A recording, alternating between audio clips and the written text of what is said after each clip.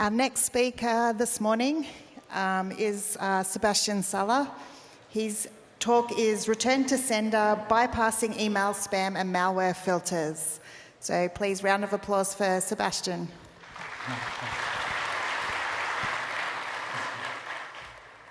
Thanks. Well, first off, I just want to thank everyone here for coming to the talk, and I hope you'll be able to take something away from it. Now, as the title mentions, today we're going to be talking about email security. And more specifically, we're going to talk about a few techniques I've come across which can help you as red teamers to either reduce the operational effectiveness of email spam and malware filters, or just bypass them entirely. So before we get into it, I'll just go over a brief agenda of what we'll cover during the talk. And of course, I'll start off by introducing myself and who I am. We'll then get into a background of phishing, and I'll look to briefly provide an overview of what phishing is and how phishing has evolved to become what it is today. We'll then get into what we're all actually here for, and I'll look to answer the question of how can you, as a red teamer, gain assurance that your phishing email is ending up in your target's mailbox. And to answer that, I'll go through three distinct attacks, namely the bounce attack, the direct mail attack, and the direct mail bounce attack. We'll then briefly cover what you as a defender can do to mitigate against these attacks, and then we'll wrap up with some concluding thoughts. So, who am I? As Kylie mentioned, my name's Sebastian Salla, and I'm currently a cloud security engineer at McAfee. Before that, I mainly worked in the MSP space, working towards federal government customers in security operations and assurance teams. In my spare time, I've been working on a phishing simulation service called Can I Fish, and it was while creating this service that I came across and automated many of the techniques that we'll be discussing today. Aside from that, I've been in InfoSec and IT for about 8 years, where I've worked in a variety of roles. I've worked as a software dev, an analyst, an advisor, consultant, and now as an engineer. But that's enough about me. So, what is phishing? Phishing is a type of social engineering attack where a threat actor is attempting to masquerade as a legitimate entity or individual. And commonly, there's a few different goals in mind when performing phishing attacks. Either you're trying to steal sensitive information in the form of user credentials or credit card numbers. Either you're trying to gain access to a host system, or you're trying to steal money directly from your target. And this commonly comes in the form of blackmail or some form of trust scam. And there's a few different methods that can be used to perform these attacks, right? Phishing is a bit of a blanket term. So you can do email phishing, website phishing, SMS phishing, voice phishing. You can also just send more general purpose phishing messages. But for the purpose of this talk, we'll focus on email phishing. And I think this quote from Mr. Robot does a great job of showcasing why phishing is so successful, right? We live in a world where just about everyone has some form of online presence, whether it's a Facebook page, a Twitter handle, a LinkedIn account, or a GitHub page. It doesn't even necessarily need to be something that you're actively publishing.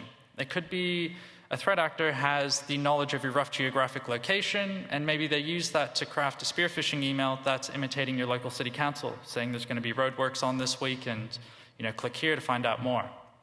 So it doesn't necessarily need to be something that you're actively broadcasting.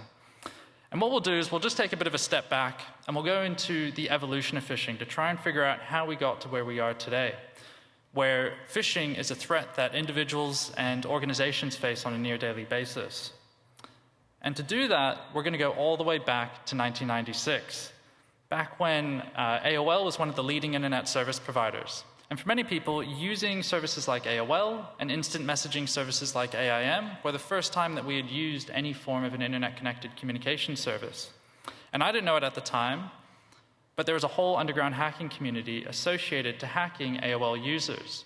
And AOL was the first of what would become thousands of tools designed to help hackers hack AOL users. And most notably, this tool had a phishing toolkit embedded within it, which allowed its users to send random phishing messages to random users to steal things like user credentials and credit card information. And also notably, this is the first recorded mention of phishing as we know it in this toolkit, spelled with a PH. By the time we get to 2003, threat actors had pivoted from sending phishing messages on AOL to sending phishing emails. And with that, we also saw the introduction of phishing websites. Threat actors were scraping legitimate websites like eBay and PayPal, purchasing lookalike domains to look as real as possible, and they're also leveraging more technical techniques like domain spoofing for emails and the use of email worms. So not only would you be compromised as part of a phish, but you would be leveraged to onwards compromise all of your contacts. By the time we get to 2005, phishing is recognized as a fully organized part of the black market, with losses in the US alone totaling to about $3 billion. By the time we get to 2009, Bitcoin's released, and this would fundamentally change the attack landscape in favor of attackers. Now they had a mechanism to accept funds without risking exposure of their identity. It acted as a global currency, so they didn't have to worry about local currency exchanges. And also, it provided a means to perform a non-reversible transaction, so they didn't have to worry about banks closing their accounts or reversing that transaction. By the time we get to 2013, we see the first ransomware campaign leveraging Bitcoin as a payment method. And in doing so, it also became one of the most profitable ransomware strains of its time, earning its creators about $3 million. And this is important to note because ransomware crews commonly use phishing as their primary point of infection. And a recent example was just 9 News last week. They were ransomwared. And I don't think they've announced how they got ransomware, but I'd be willing to bet it was probably a phishing email. By the time we get to 2017, we again see the sophistication of phishing emails evolving. Threat actors had begun to abuse the very nature of how browsers like Chrome represented websites that were HTTPS encrypted with a CA signed certificate. Browsers like Chrome gave them a big fat green tick, which to many users indicated to them that the website was safe, trusted, and secure. But in reality, it was just secure from the standpoint of client-to-server communication. It wasn't trusted, and it wasn't safe.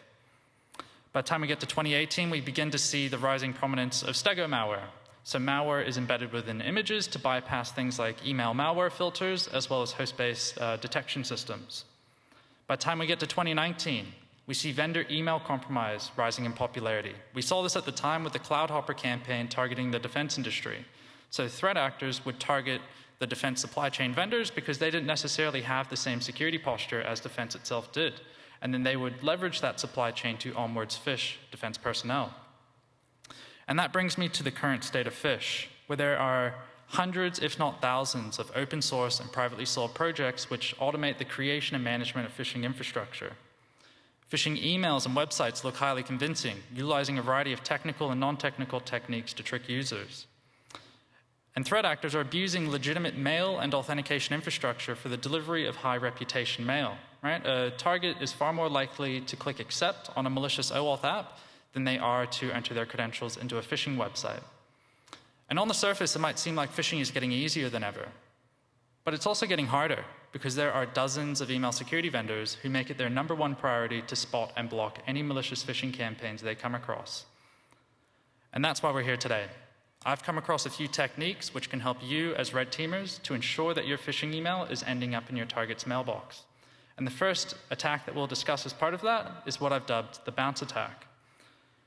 And what we're looking at here on the right-hand side of the screen is a Microsoft Exchange non-delivery report.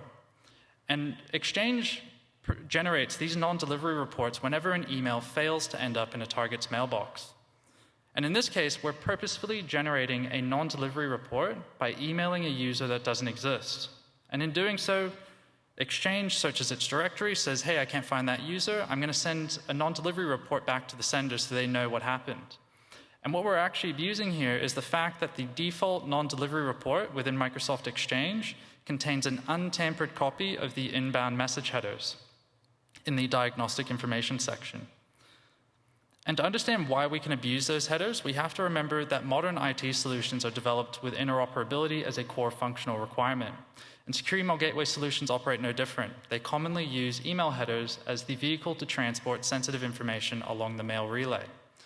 Right? And they're commonly used in conjunction with other technologies. So you might have a secure email gateway that's talking to a DLP solution, that's talking to a malware sandboxing solution, which then finally hits Exchange. So by the time we get to Exchange, there's a plethora of information in those headers. And that's exactly what we're going to abuse. So if you can see on screen, I've got a sample email from a target organization, and we're going to dig into that non-delivery report to see what we can find. And in this case, we can see that the target organization is using Sophos Pure Message as their secure email gateway. We can see the spam and malware engine versions of Sophos Pure Message in use. We can even see the spam filter rules that our email is getting analyzed against. And ultimately, we can even see the spam probability assigned to our email. Now, from an attacker's perspective, this is hugely beneficial because what we can do with this is we can progressively craft the perfect phish, a phish that we know will end up in our target's mailbox. And the way that we would do that is by, first of all, sending an innocuous email.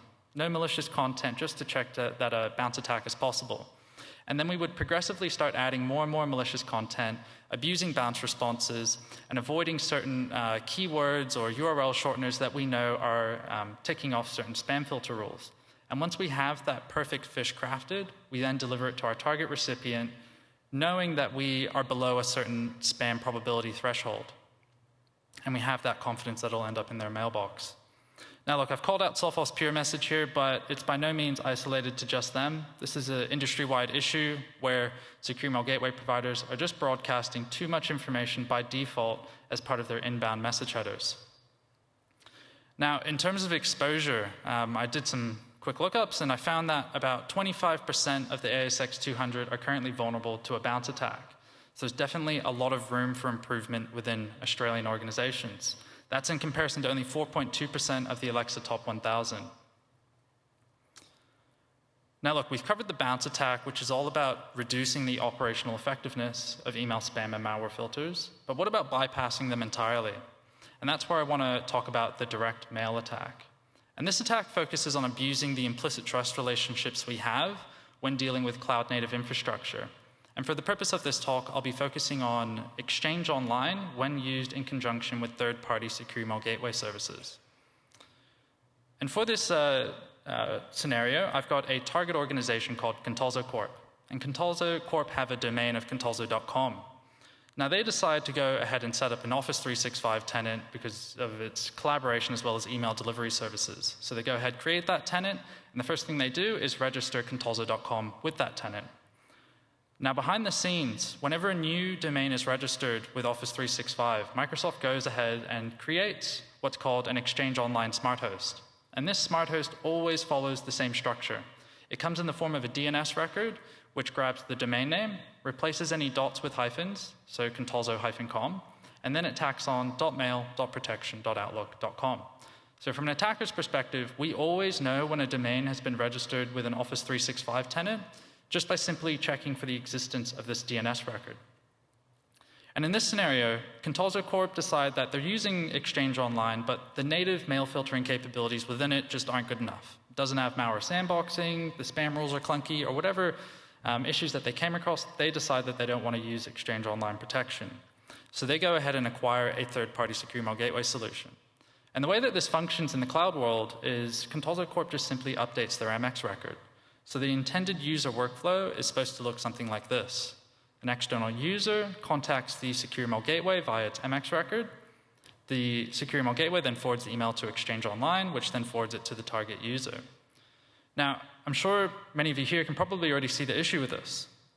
We don't have to use a domain's MX record. We can hard code the destination mail server that we want our mail to go to. So with the knowledge that an Exchange Online Smart Host has been set up, we can just contact that Exchange Online Smart Host directly and essentially bypass that secure email gateway entirely. Now, there are a couple of issues with this, right? What if the target organization has set up prohibitive mail routing rules which prevent us from contacting Exchange Online directly? Or what if Exchange Online protection is still enabled, right? How do we get past these two hurdles? And that's where I want to talk about the direct mail bounce attack. And this attack is very similar to what we talked about earlier with the bounce attack, except instead of just sending an email to a user that doesn't exist to get a bounce response, we're instead hard-coding the destination mail server and then doing that bounce attack. So essentially, we're contacting Exchange Online directly. And the reason why we want to do that is because we want to check to see if we can get this non-delivery report. And the reason why we want that is because if we get a non-delivery report saying that that address couldn't be found, then it provides us positive confirmation that a direct mail attack is possible. And that's because if there's some other issue that comes up, right, we receive a response saying a prohibitive mail connector is configured, which is blocking us from contacting Exchange Online, or there's some mail loop issue, or one of a dozen other different issues that will come up. If we receive any of those responses, we know a direct mail attack isn't possible. But if we receive that first response, then we know it is. And also, importantly, when we receive that non-delivery report, we also get all that information that we talked about earlier. We get those inbound message headers. We can see how Exchange Online protection is classifying our email, whether or not it would actually end up in a target's mailbox or if it'd go into their spam folder. So if we run through a quick little attack scenario of how a direct mail bounce attack might look, An attacker would first of all check to see that a direct mail attack is possible. They'd email a user that doesn't exist at a target domain. They'd get that non-delivery report back, and then they'd have that positive confirmation that a direct mail attack is possible. They would then progressively start crafting that perfect phish, checking Exchange Online protection, checking to see if their email is getting classified as spam. And once they're confident that their email won't get classed as spam by Exchange Online protection, they then deliver that phish to their target recipient. And in doing so, they've completely bypassed the third-party secure email gateway solution. They've reduced the operational effectiveness of Exchange Online protection to an extent that their email will end up in their target's mailbox. Now, in terms of exposure, again, I found there's a lot of room for improvement in Australia. So of the ASX 200, 143 organizations use Exchange Online. 94 of that 143 are using a third-party secure email gateway solution. And 35 of that 94 are currently vulnerable to a direct mail bounce attack. That's 37% of implementations where a third-party secure email gateway solution is in use. So yeah, it's essentially security by obscurity for those organizations. And overall, that leaves us with 17.5% of the ASX 200 being vulnerable. Now look, I've covered what you as an attacker can do to exploit these vulnerabilities, but what about protecting against them? So from a bounce attack mitigation, all you need to do in this space is overwrite the default non-delivery response that Microsoft Exchange provides.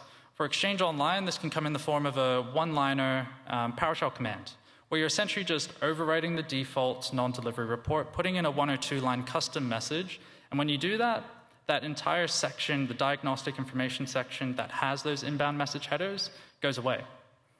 Right? So you can just put something simple there, one-liner saying, this address couldn't be found, please try again, or please try a different user.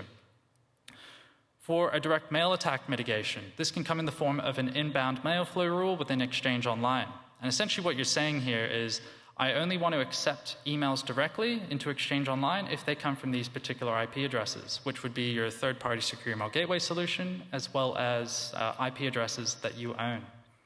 Now, in terms of implementing these mitigations, I would really put them in the easy category for both complexity and duration. So it's something I highly recommend taking a look at if you think your organization's vulnerable. Now look, wrapping things up, these attacks can be performed by anyone on the public web, right? They don't need to have a sophisticated knowledge of your target environment. All they need is a list of domains that they can manually or programmatically cycle through.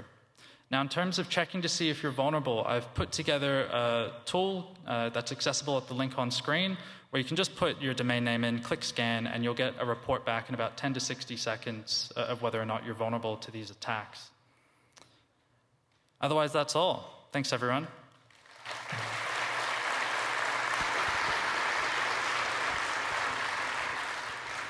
Awesome, thank you.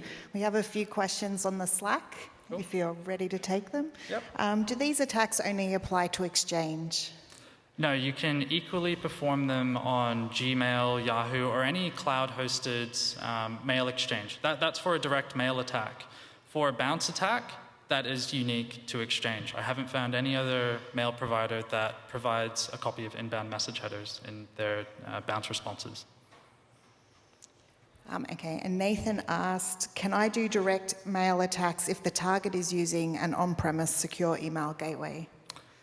No. So a direct mail attack abuses the trust relationship we have with cloud-native infrastructure. Essentially, by default, with cloud infrastructure, if you have 2 points of entry, we can contact either of those points of entry. So we can contact the secure email gateway solution or Exchange Online. But when you have on-premise infrastructure, there's only that single point of entry of the destination mail server. You can still do a bounce attack, just not a direct mail attack. Yeah, awesome. Another question, can Exchange not be configured to first forward incoming email to the third-party gateway rather than needing the given flow? It can, it certainly can. Yeah, and in some cases that is what organizations do. So if that happens, then yeah, direct mail attack won't be possible, but you'll be able to see evidence of that in the bounce response. You'll be able to investigate the inbound message headers, and you'll be able to see that Microsoft Exchange forwarded the email to the third-party secure email gateway solution for analysis, and then forward it back over. But I haven't found many organizations have been doing that. So it's sort of by exception. Yeah, awesome. And that's all the questions, but I think you'll be around if people have more questions. Yeah, I'll just be in the foyer area. Yeah, awesome. And can everyone give a round of applause to Sebastian? That was a great talk. Thank you. Thanks.